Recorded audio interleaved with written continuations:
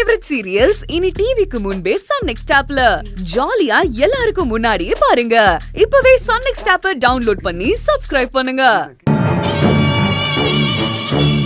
இந்த ஃப்ராட் பையன் என்ன பண்றான்னு பாப்போம்.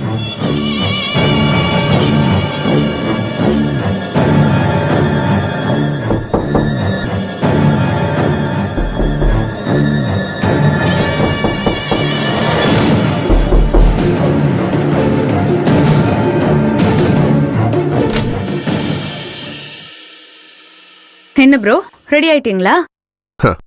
என் வருஷா கழுத்துல தாலி கட்ட எப்பவோ ரெடி ஆயிட்டேன். இருந்தாலும் உங்களுக்கு இவ்ளோ பேராசை இருக்க கூடாது ப்ரோ. என் பேராசை பெரு நஷ்டத்துல முடியணும்னு ஆசைப்படுற போல இருக்கு. ஆசையே படக்கூடாதுன்னா மனுஷன் வாழவே முடியாது. எவ்வளோக்கு எவ்வளோ ஆசைப்படுறோமோ அவ்வளோக்கு அவ்வளோ வாழ்க்கை சுவாரஸ்யமா இருக்கும். சுவாரஸ்யத்துக்கு ஆசைப்படலாம் ப்ரோ, ஏன்னா அது உழைப்பு சம்பந்தப்பட்டது. ஆனா அதுக்காக சொத்து பத்துக்கு ஆசைப்படுறது ரொம்ப ரொம்ப தப்பு. அப்படி ஆசைப்பட்ட பல பேரு இப்போ இருக்கிற இடம் தெரியாம இருக்காங்க. அப்படியா? ஆனா நான் இருக்கிற இடத்துல வாழணும்னு ஆசைப்படல சிஸ்டர். பறந்து பறந்து இந்த உலகத்தை சுத்தி வந்து ரசிக்கணும்னு ஆசைப்படுறேன். கனவுல வேணா உங்க ஆசை நிறைவேறும், நிஜத்துல முடியாது. ஏன் முடியாது? இன்னும் கொஞ்ச நேரத்துல என் ஆசை முழுசா நிறைவேறும்.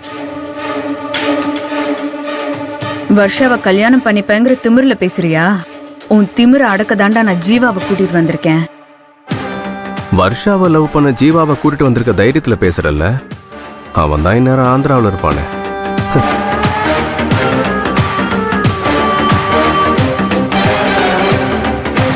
வருஷா கழுத்துல தாலி கட்டிட முடியும்னு முழு நம்பிக்கையோட இருக்கல்ல? என் நம்பிக்கை தான் சிஸ்டர் என்னோட பலமே. ஓவர் கான்ஃபிடன்ஸ் உடம்புக்கு ஆகாது ப்ரோ. இப்ப கூட ஒன்னும் கெட்டு போயிடல. வருஷாவை கல்யாணம் பண்ணிக்க முடியாதுன்னு நீயா ஒரு லெட்டர் எழுதி வச்சுட்டு அந்த மண்டபத்துக்கு போய் ரோகிணி கழுத்துல தாலி கட்டிடு. ஓ, ரோகிணி அங்க இருக்காங்கிற தைரியத்துல பேசிட்டு இருக்கல்ல, அவளை கழிவறத நைட்டே பார்சல் பண்ணிட்டான். அது கூட தெரியாம ஹீரோயிசம் பண்ண வந்துட்டான். என்னன்னா ஏதோ மைண்ட் வாய்ஸ் போட்டுட்டு இருக்க போல இருக்கு. தாலி கட்டுற, ஆனா ரோகிணி கழுத்துல இல்ல, என் வருஷா கழுத்துல. அப்படியா? நீ எப்படி வருஷா கழுத்துல தாலி கட்ட போறேன்னு நானும் பாக்குறேன். பாரு, நீ மட்டும் இல்ல, இந்த ஊரே பாக்குற மாதிரி அப்பா அம்மா ஆசீர்வாதத்தோட வருஷா கழுத்துல தாலி கட்டி காட்டுற. உனக்கு ஒரு சான்ஸ் கொடுக்கலான்னு பார்த்தேன், ஆனா நீ கொஞ்சம் ஓவரா தான் போற. போ, ஆனா உன் எண்ணம் என்னைக்கும் நிறைவேறாதுன்னு இன்னும் கொஞ்ச நேரத்துல நான் நிரூபிப்பேன்.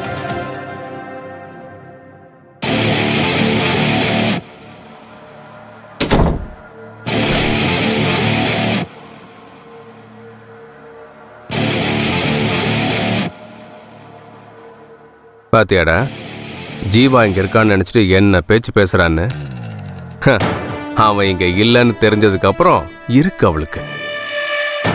இதுல கொடுமை என்னன்னா, ரோகிணி இங்க இல்லன்ற விஷயம் இன்னும் தெரியல அவளுக்கு. சரி, நம்ம இப்ப ஒரு முக்கியமான விஷயம் பண்ணணும். இப்ப நர்மதா அடுத்த கட்டமா ஜீவாவை போய் பார்த்து அழைச்சிட்டு வருவா.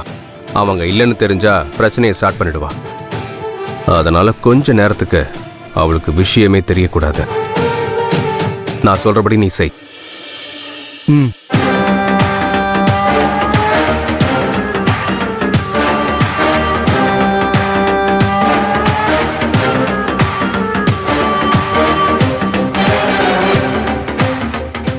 இதுல சொதப்பக்கூடாது, புரியுதா?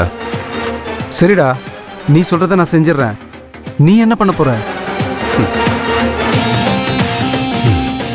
நான் அங்கவை மஹாலுக்கு போய் செட்டப் அம்மா அப்பாவை வர வச்சு ஒரு டிராமாவை பண்ணிட்டு இங்க வந்துடுறேன். வந்து வருஷா கழுத்துல தாலி கட்டிட்டு அதுக்கப்புறம் மறுபடியும் அங்க போவேன். அதுக்குள்ள அங்க ரோகிணி இல்லைன்னு பெரிய கலவரம் ஆயிடும். அவங்க கூட சேர்ந்து தேடுற மாதிரி தேடிட்டு போலீஸ்ல கம்ப்ளைண்ட் கொடுக்க சொல்லி கண்ணீர் மல்க ஒரு சீனை போட்டுட்டு மனசு ரொம்ப உடைஞ்சு போற மாதிரி இங்க வந்துடுவேன். நான் சொன்னதை நீ செய், மத்ததை நான் பாத்துக்கிறேன்.